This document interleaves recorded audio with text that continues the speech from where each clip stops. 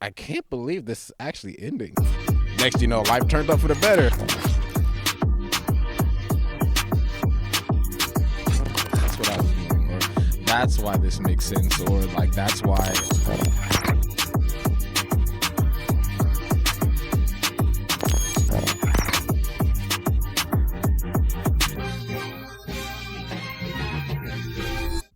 Yep. Okay, bet. We good. We back. It's cold. It's early morning. Well, not quite, but we here though. It's another episode of Unrehearsed with your boy Deshaun. And Demir, right? What's happening? What's happening? Appreciate y'all tuning in, coming back for another episode of this real, raw, honest, and authentic, transparent conversations like we normally love to do it. And how you doing, bro? I'm doing very good today. Again, right before we started these cameras, I said I will not be cold today. You so looking, this you looking is warm, my cozy fit. Look, even my ears is covered right now. Okay. Nah, So I'm feel it. feeling great. I'm feeling great. It's extra, extra chilly. It is refrigerator temperatures up in here. You feel me? You ain't lying. Nah, for real. We got a special episode for y'all today. This is something that I personally, as I'm pulling up my notes like I normally do, I personally can relate to, especially this year.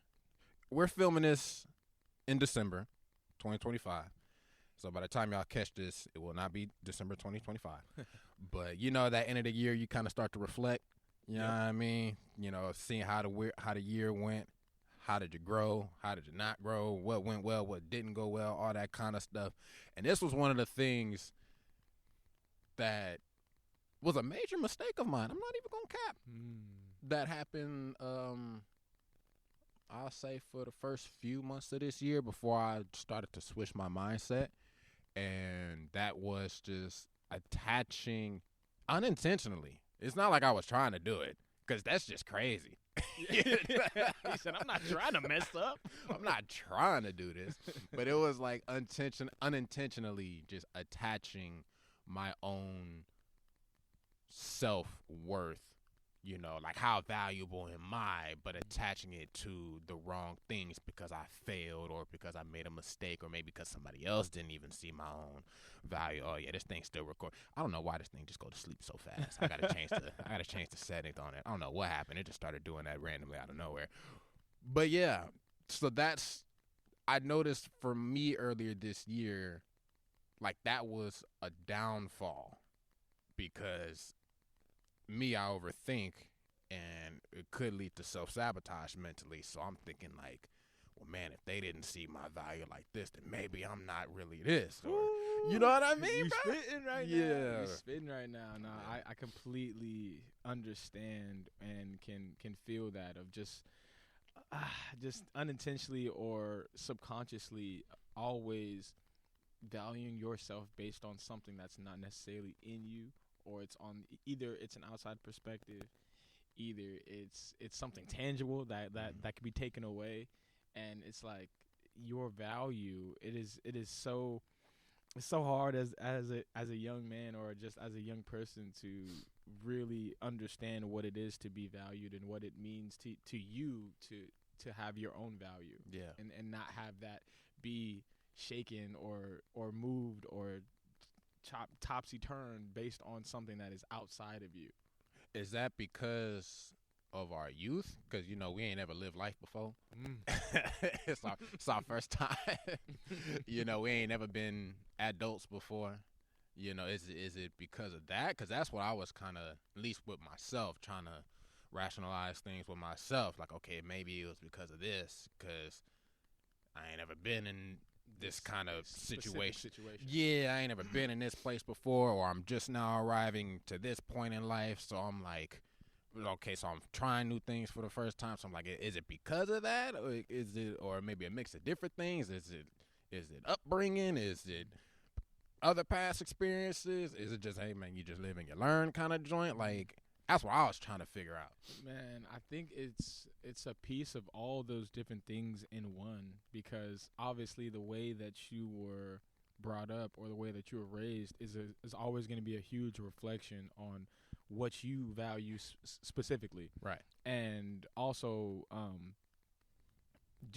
like you said, we're only this age one time and for the first time. Yeah. And with every new year, as people who are watching this, 2025 was definitely a new year for me as well, in terms of just the things that I've experienced, the things that I've gone through, and the way that I attacked certain problems or didn't attack certain problems. And I think that is definitely like a huge piece of it, just being new to life, you know what I mean? And being new to every situation that comes up. And you hope that as it comes up again and it's not new, that you make the right choice the next time rather than, doing the exact same thing, which is also hard because, a weird thought that just popped into my head is you could definitely try something new, right? When faced with the same problem, but if you do the exact same thing, you know what will happen, and it's actually semi-scary to do a different thing, because if it also messes up or if it also does not go right, then there is now a new repercussion of whatever you just did in order to see what the result is. Yeah, I see what you're saying. So it's like you're pretty much saying like it could be a bit scary to try that new thing, but like a different way. It is, because it's like you really don't know what the outcome of your decisions are until you do it. I feel you on that. And that was one of the things that was kind of sticking with me earlier this year, because you actually had said something. You said something along the lines of like when it pops up again, or if it were to pop up again. And that actually, no cap, that actually kind of happened to me this year. So it's like something went down at the beginning of the year, and then it, in a much lesser way, popped up again in this latter half. And I was like, I know the mistakes I made last time. I'm not doing that again.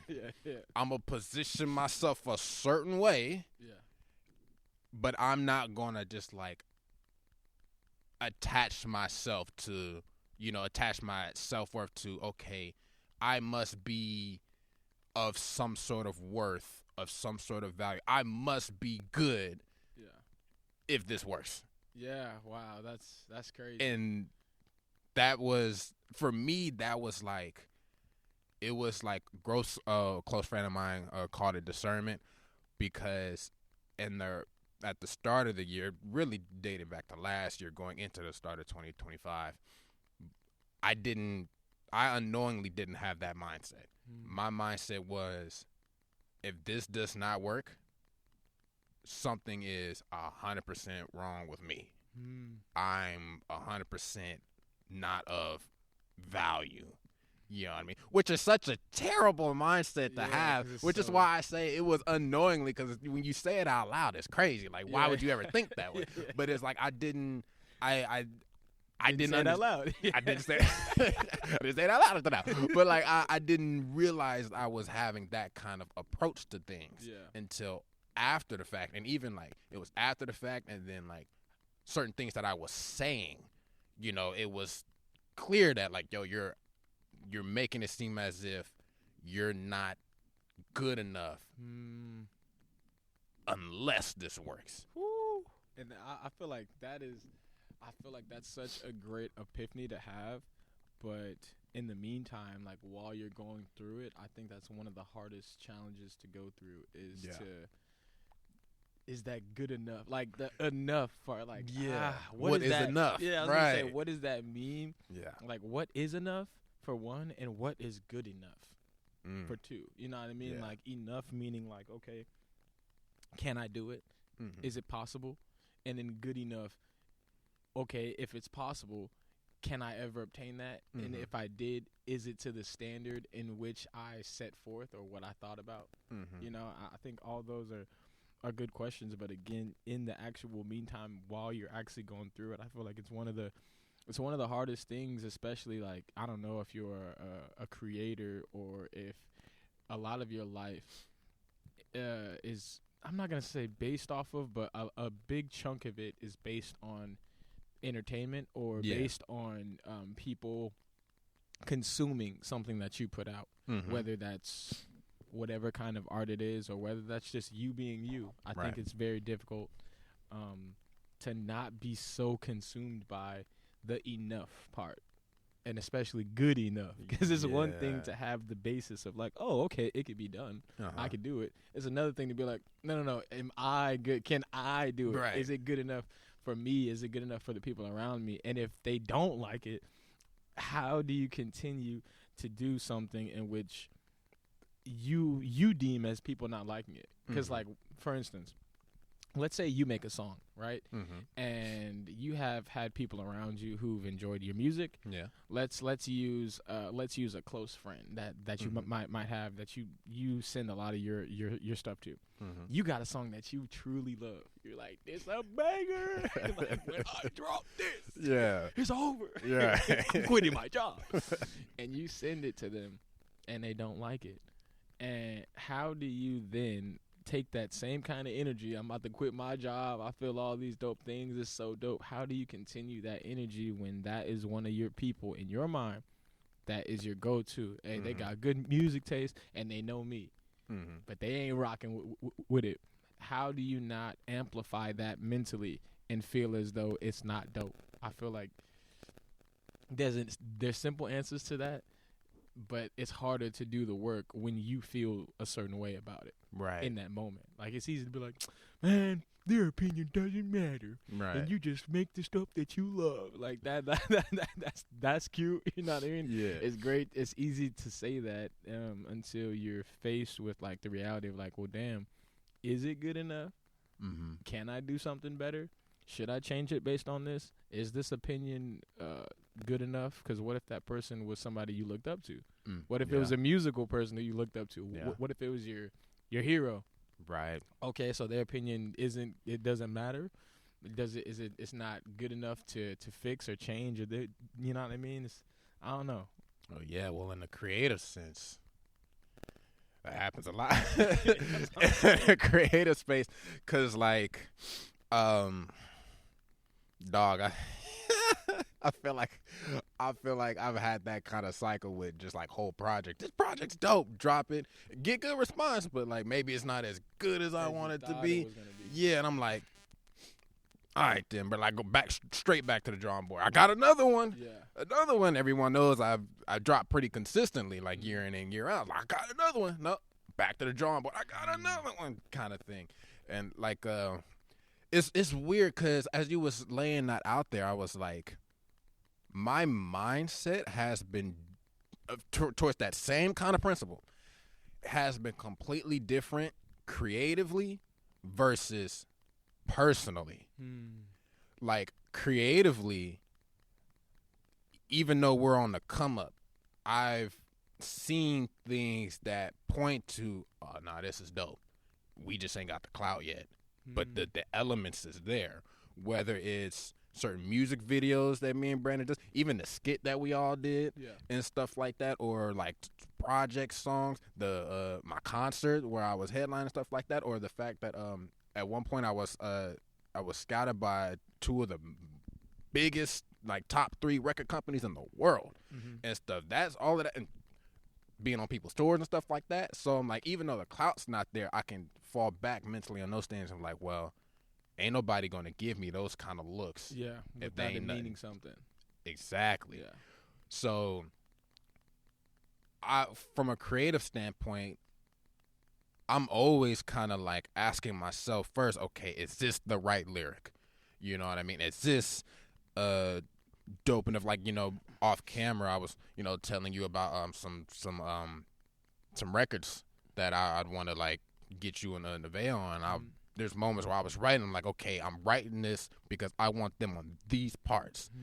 So I gotta write as if they're right here. I gotta write with their voice in my head, pretty much. And so it's just flow good enough? Is this tempo good enough? Is this melody? And I'm thinking about all those kind of things. I don't know. I guess in a creative sense, I can handle it better. Yeah. Because there's certain skill sets or in certain moments that I know I could fall back on where it's like, well, if you wasn't dope, ain't no A&Rs trying to get footage of you trying to hear your song, trying to get your metrics and stuff like that. But in a personal sense, it's, I don't know, it's just so different. It's like once it gets personal, I'm like, it's me.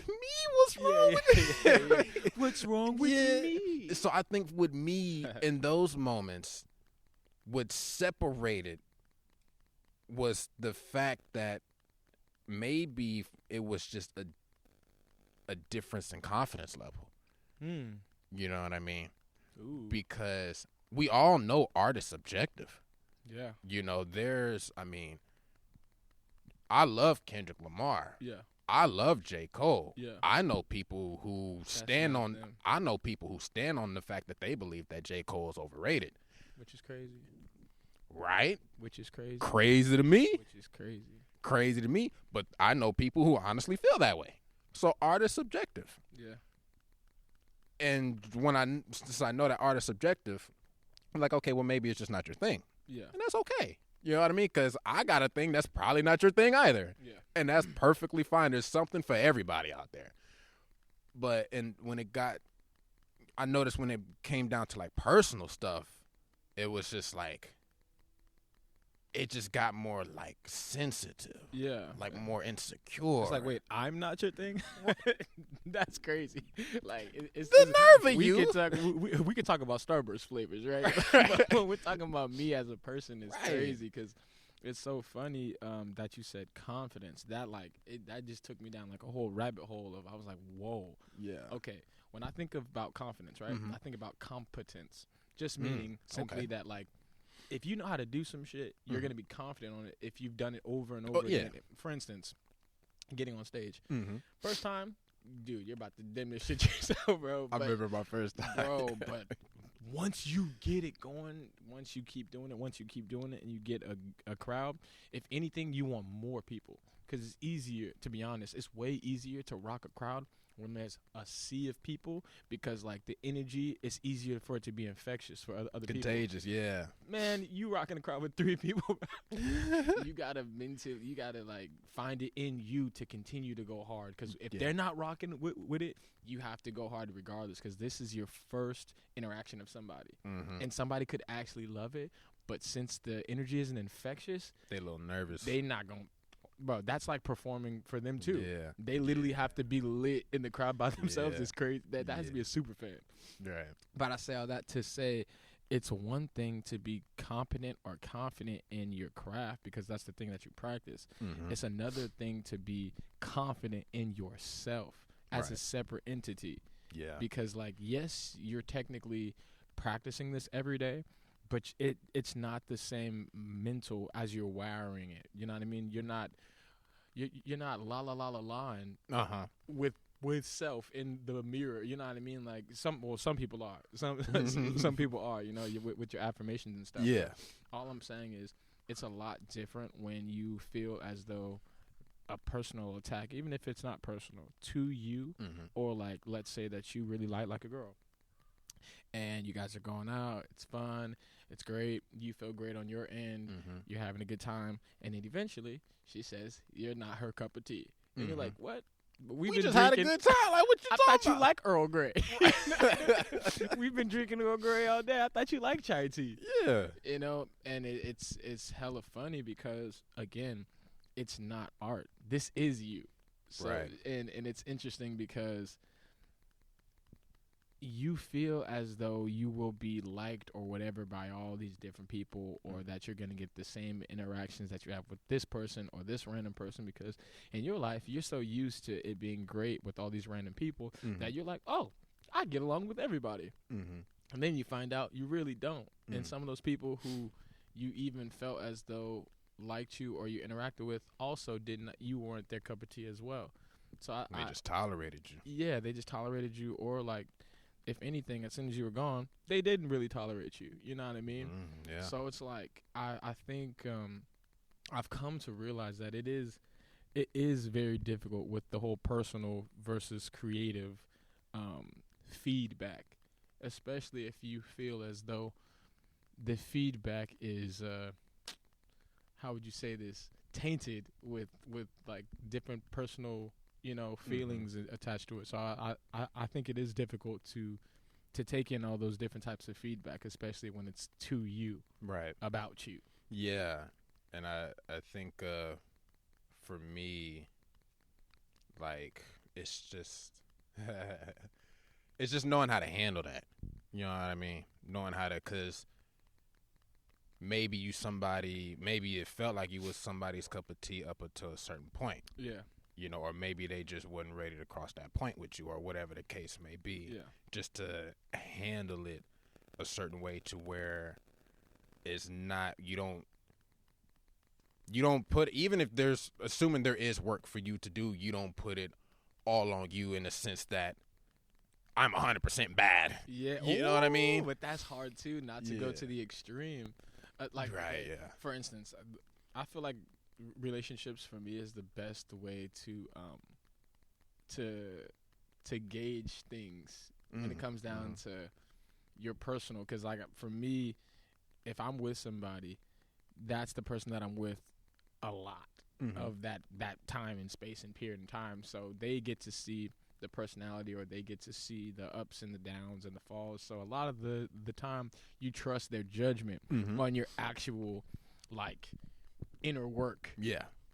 So it's so funny because when you said all bad, I like completely jumped back into like that mindset. Like, dang, I remember in relationships when like one thing would go wrong for them on their end with you, and you are the problem.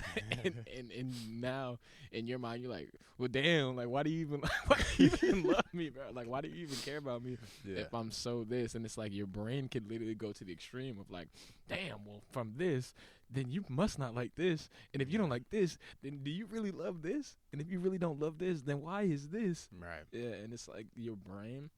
I don't know what it is about the human brain, bro, but you give it an inch, bro, it'll go a mile. It'll run with it. It'll forever run with it. And you could allow it to continue to run and not like leave anything or all these thoughts unchecked. And it's it's very troublesome. It can be. Yeah, if it you don't definitely check it can quick. be. Yeah, and I think we're all just trying to figure out how to check it and how to have these different checks and balances where it's like healthy and you're not like, because if you check too many thoughts, or if you're checking every single thought, you're about to go insane. So Yeah, you have insane to checking. So you have to let some figure out how to let some things slide and just not attach to it as well. Right. Yeah. Like that's good. And like this year for me was just checking those thoughts. You know, like, cause I believe, you know, I was on the phone with a close family friend, and they was like, you know, well, do you think yada yada yada? And I was like, I'll never put growth past me. I don't care if I'm 100% right in whatever context. I'm not even necessarily talking about relationships now, but just in general, I don't care if I'm 100% right. I don't care if I was perfect in that scenario. There is always another level to ascend to, and so one of the ways I had to like promote that growth was checking those self-sabotaging thoughts to where, you know, yeah, you got growth to do, but you're not trash. Yeah. You know what I mean? Yeah. And because I can mentally be like, man, I got growth to do. It's because I'm trash. You know what I mean? Yeah. You know what I mean? And so it's like trying not to shove that knife further into your heart or further into your mind, which I have been, almost said trash. That's crazy though. It's cool though. You know, I have not been the best at, but I have not been the best at because, it's just, I guess, like, even as a kid, it's like, you know, I was a little sensitive kind of growing up. You know, I was a hothead too at times and stuff like that, and so that's just part of my nature. So checking that in my adulthood is like, not everything is like, oh, they're firing at me. Yeah, Let me get on the defensive. Not everything requires a fight back. Exactly. Yeah. And that part is like, now you preaching. Man, that part it's a work in progress for me. You know what I mean? Because I don't necessarily want to have to fight back. And a lot of times, I ain't even going to cap. A lot of times I don't outwardly. I'll just do it internally. which basically yields the same result. You know what I mean? Even if, because anyone who knows me, I'm not about like argument, like arguing. We could have a healthy conversation and debate. We could have a sports debate, a sports argument, but something where like we really going at each other. Personal, I'm like, I shut down immediately. Like, nah, there's got to be a better way that we can talk and stuff. But even if someone comes at me like that, starts it off, I likely won't even engage. Like, it was a better way to talk about that, yada yada. But internally, I'm already like fired up. It's the knife is going in me right now. Bruh, I wish I could say same, but I'm not gonna lie. In the course of my life, I think I've picked a little too many battles, and I've died on too many hills. You know what I mean? As you can see, this is the reincarnation. Nah, I just get it. Nah, but I feel like I've died on a lot of hills. I've had a lot of debates. I've had a lot of like arguments that didn't need to be had, or like just being defensive. I think it is. I can't make the excuse, but it is that with my upbringing of being one of like a lot of kids, like one of 8, you tend to try to find your voice, not necessarily by being the most intelligent with your words, but by being the loudest. Because like I'm one of the youngest, so I'm just very used to that projection of like if a voice is being projected, that's the one that I hear most. It's not necessarily the one with the most sound mind. Right. It's the one who can talk the loudest. And I'm a very calm, chill type of person, but I have noticed that I do have that on and off switch, like all of us probably do. Yeah. And I just had used it a lot more back in the days, but as of this year, I've definitely found myself in a lot less arguments. I have been around a lot less people, which is also been kind of great and kind of tough. But yeah, I think like you said, just having that internal battle for me personally, even though you said it yields the same result, I feel as though if I was to choose that, it might be a better battle that I'm fighting rather than like fighting somebody else. You know what I mean? Because like your words have such an effect on other people, and you really don't know the extent of that effect. Yeah. And I think I'm starting to like develop a more of an empathetic way of just trying to live, because like I realize that like I am very intellectual and I do know what I'm saying. So like it is, I'm not going to say easy to hurt people, but it's easy to get under people's skin if you choose to use your words like that. And like I feel like as a young person, like I was always like, oh yeah, if an adult's coming at me, like I'm got something for you. These words, watch this, don't tell me nothing, you know. Yeah. And you know, it only gets you so far being like hard-headed and and like being like a smart ass. I think being a smart ass is such a hard thing not to be personally. No cap, because like I used to always say, because I used to get called a smart ass like growing up, like every day. I used to be like, well, it's better than being a dumbass.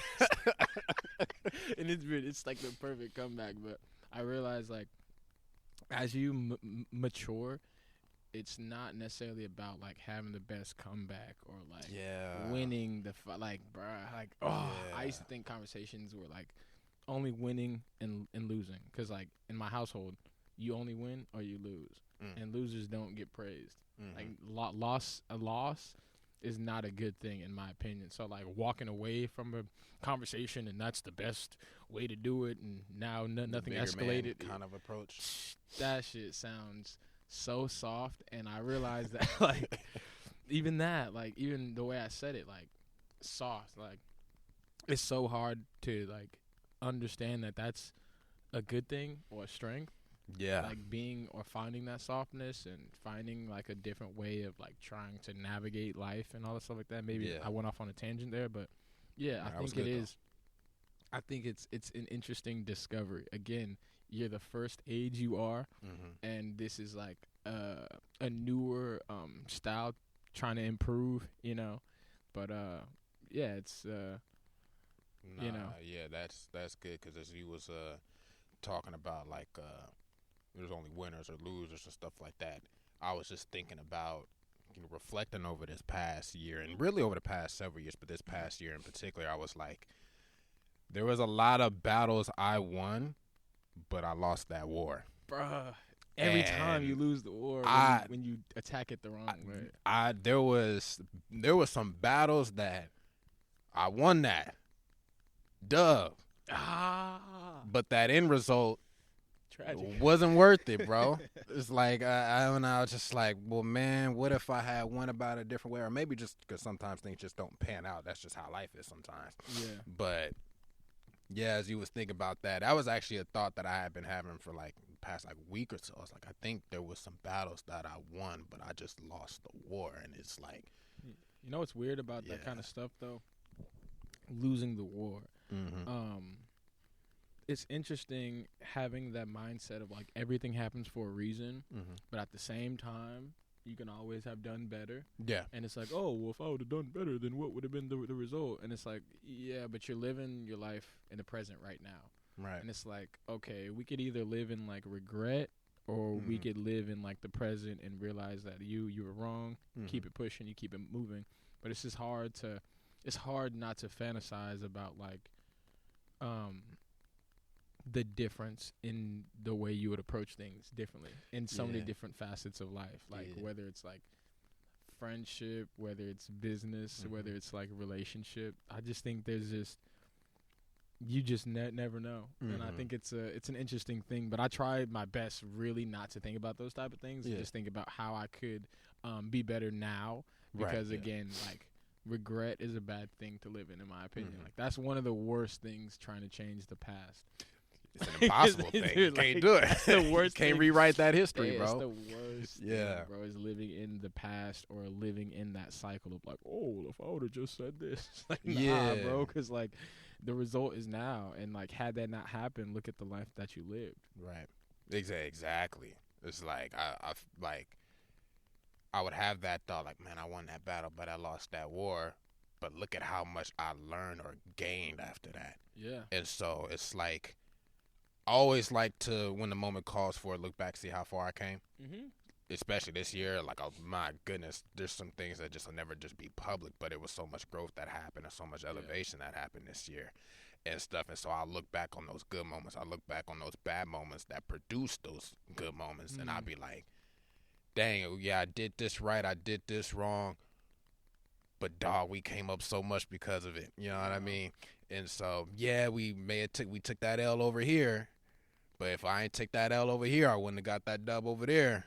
And that dub over there is more important than that L over here. It's like, you know, it's life, bro. It's like I can never just stop unpacking it. I feel like just with the life that I've been living, it's just so much to learn, so much to pull from, which on a creative side, it fuels so much of these creative endeavors, these conversations, the albums, the shows, the skits and stuff, all of that movies, stuff, right? And the stuff we was talking about, all three of us was talking about off camera and stuff like that. Like I got journals, I got poetry books that I've written and stuff like that, and so I got stuff that's not even out there.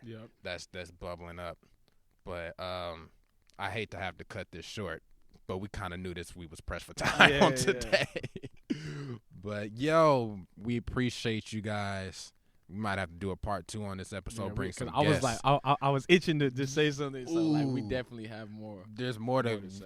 I'm gonna make a note of that on my phone. We can probably loop in TJ. Shout out TJ, by the way. Shout out Nevea. We're gonna try to get them both on the shows. We got to, friends of the shows. Links in the description for all that we got going on. New music, new videos, new merch, websites, social media posts, you name it, all of that. Link in the description. You name it. Follow us on the gram, on all socials, all YouTube, and all of that. We appreciate y'all tuning in to another beautiful episode of Unrehearsed. It's season 3, baby. We'll be back for more.